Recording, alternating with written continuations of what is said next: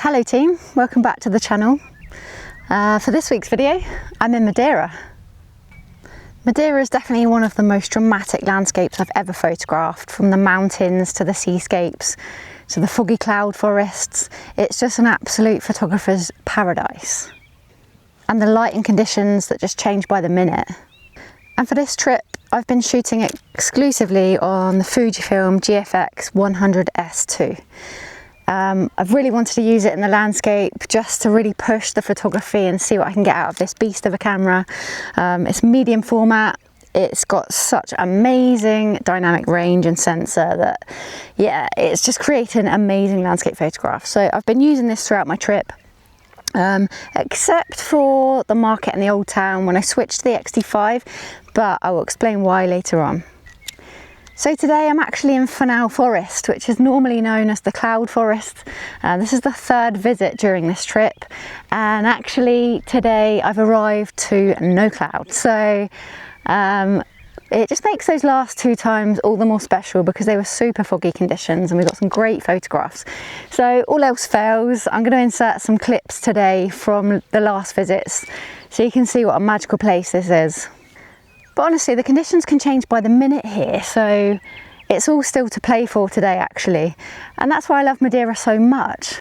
It's very changeable, so when you leave your hotel or apartment in the morning, you do have to make sure you pack for the entire day with shorts and t-shirt for those hot times, a puffy coat for the cooler times. So you really do have to pack for every kind of weather condition.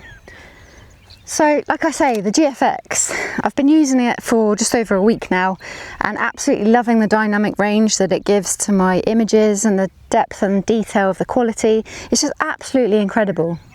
And honestly, I feel like it thrives here in Madeira's landscapes. I've thoroughly enjoyed putting it to the test with the 20 to 35mm lens and the 100 to 200mm lens, just for that extra reach as well. So I've got some nice wide views for the landscapes, and I've also got that longer lens view when I'm looking into details on the mountains or getting up close to trees. And the dynamic range of it just picks up every touch of soft light in the fog, every contrasting shadow in the mountains, and it's just been an absolute joy to use. The medium format sensor holds on to every detail. And this is a place that invites you to slow down and truly see what's going on around you. And I feel this camera also does the same. So I'm going to head for a walk around the forest now and see whether I can get some good photos. Like I said, I'm going to insert some BTS and some photos from the last couple of visits as well. So today, if it doesn't kick off with fog, I can show you the magical nature that we've experienced the last couple of occasions. But also not just the foggy forests, but the seascapes, the volcanic mountains. This has come with me everywhere. So I'm going to share with you a lot of behind the scenes of me using it and the end product with the photographs too. So here we go, let's go for a walk, and I'll take you on those behind the scenes along the way as well.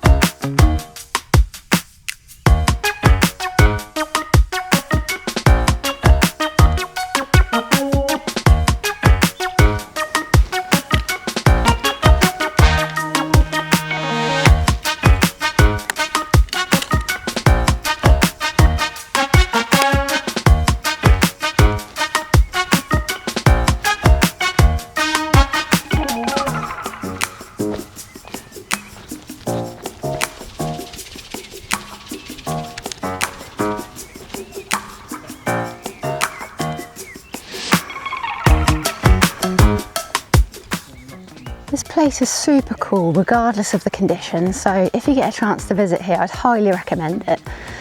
But yeah, there's no fog at the moment, so I'm going to roll the clips from the other day to give you an insight into just how magical this place can be.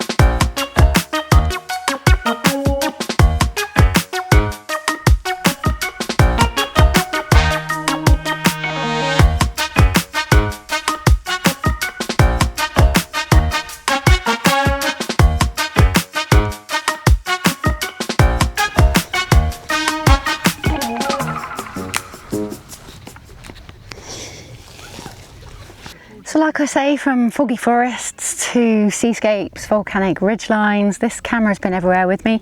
So I'm just going to play some more clips from the last week to show you the conditions we've been in and the end result with the photographs too.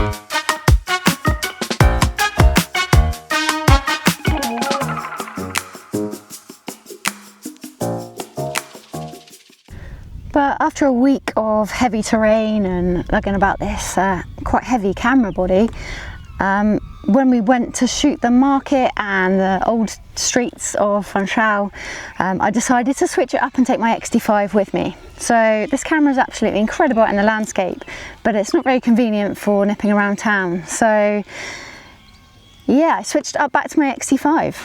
So take a look at the photos here.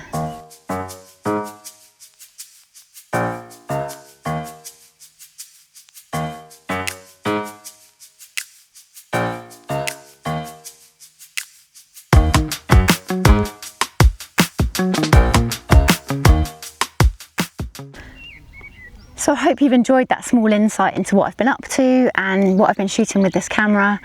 And here's the main things that stood out for me. The resolution on the GFX is absolutely incredible. The depth and mood it gave to my photos really set it apart.